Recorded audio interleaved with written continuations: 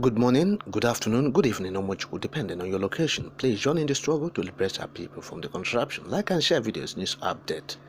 Repentant Boko Haram killed wife in Borno State. Police in search of him. Now, this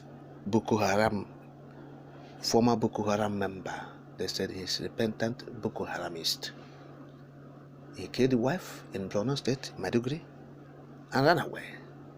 After repenting as a terrorist, they said he's a former terrorist. Nigerian police said they are looking for him. They are searching for him everywhere. He's at large.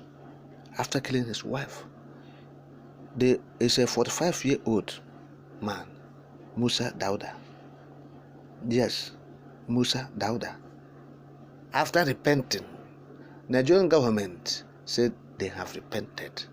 The man killed his wife and buried her in a shallow grave in Maiduguri, Borno State. Repented Boko Haram. Police said they are searching, they are looking for him. They said he clubbed his wife with a hoe on her head before she slumped and died. He then hurriedly buried her remains on the farm and fled.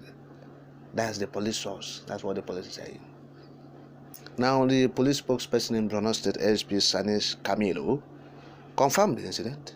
In a statement he made in Maiduguri on Friday, he said that Dauda invited this woman, they said is her wife, to a farm so that they will go farm together at the place very close to the stadium premises. And now the man clubbed the wife to death. They said the case was not reported when the incident happened. Only a few days later, when the woman's body started to decompose. All right. So the police spokesperson in Borno State,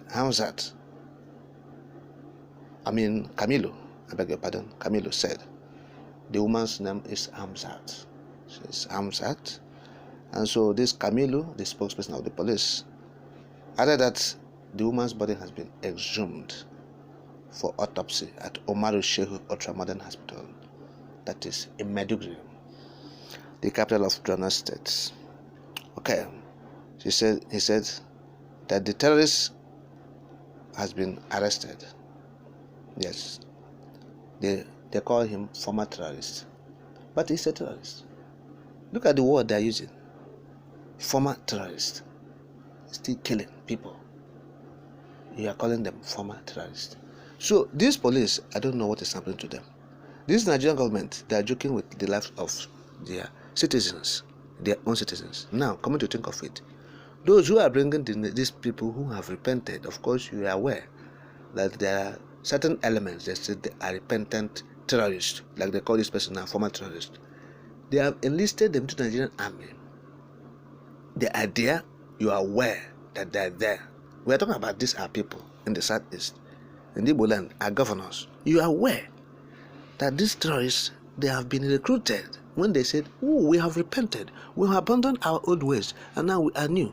They now said, oh, we are bringing them to the Nigerian army, that's Nigerian government, during Buhari era. That's what Buhari started. That is his job. Okay? Buhari came in to do this thing. Those boys they used to ask Jonathan out of office to cause chaos. Buhari said it openly that he will make Nigerian system ungovernable for anybody. In 2011, when he was actually contesting with President Goodluck Jonathan then, he said he will make Nigeria ungovernable if he did not win. Of course, he lost the election and Nigeria became ungovernable. Every Tom, Dick and Harry was aware until the point the Boko Haram said, oh, Buhari will be their spokesperson or will be their mediator. He will go and mediate for them between them and the government of Nigeria. They appointed him to be the mediator. And during 2015 election, to build up to 2015 election, Buhari also made such an inflammatory statement again and said, Babul and monkey will soak in blood if he did not win, or if the INEC rigged the election, meaning if he did not win. So, and he won that election. So he was compensating this Boko Haram, this terrorist, and they said they have repented. Put them in the army. Let us see them. Let us use their strength and their wisdom. Which kind of strength and wisdom did Boko Haram have to come to the army? Terrorists. Let us use their energy. And now they are in the army, and they will bring them to the southeast.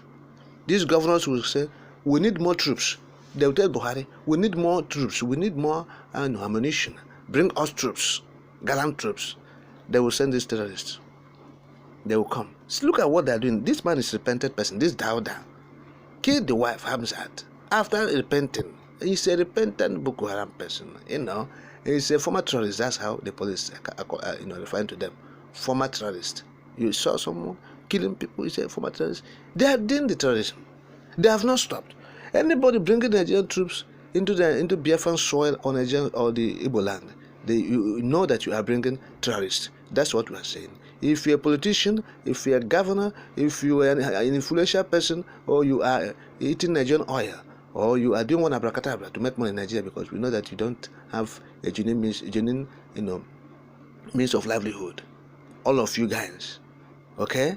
So you are, dipping your hands to the, resources of the country, in one way or the other, to loot resources. And after looting it, you become afraid of your shadow, and you are using Nigerian army to protect yourself, and you are bringing them down to the eastern Nigeria, or the southeast, or Biafra land, or Igbo land, as the case may be. You know that you are bringing terrorists to the zone. We want to tell you that. If you don't know it now. You have seen what is happening. So this to tell you. So anything that happens, you are the cause. And that is why when people saw them, they will become afraid. We have told you.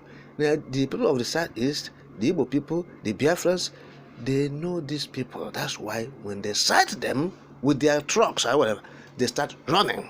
The civilians, they start running. How will you see the soldiers? You will supposed to embrace them and be happy that, they have come to protect you. But this time around, when Apple size them, they will say, they will see them as enemy. Because they know who they are. Their true identity, they know them. It's only those governors that are deceiving themselves, because they are serving the Fulani oligarchs. They don't want to say the truth, and they tell them, give us army. So this army, they are not the true army you used to know in those good old days. They are now terrorist army. That is it. Majority of them who have been in terrorism, they say have repented. They conscript them to the army or enlist them, as the case may be. They are there to commit genocide. Their trade is stealing them. The trade of killing is stealing them, killing innocent persons who did nothing wrong to them. Particularly in the southeast zone, they are enemies. They have seen the people of the southeast, the Igbo people, as their enemies, and they kill them. And government of the state government in the southeast zone, we are begging you, we are pleading you. Stop this thing you are bringing these people. Forge your local vigilante. The communities were saying, not government, because all this government, they will use the army to forge local vigilante. We don't understand this kind of thing. A government will say they want to put up a security outfit, a local security. They call commissioner of police. They call the army chief. They call the chief of Air Force. Okay? They call the naval chief. All of them, they are not armed people. To come and forge this thing. That's what they do when they did the bag. Whereas when the Amoteku, the Southwest governors were doing the Amoteku, nobody was invited. No army chief was invited. No police chief was invited. No military was invited. No Air Force was invited. They did it on their own accord. So, communities, you have to take responsibility of your security in your villages. Forge this local vigilante to secure your people. What these governments are doing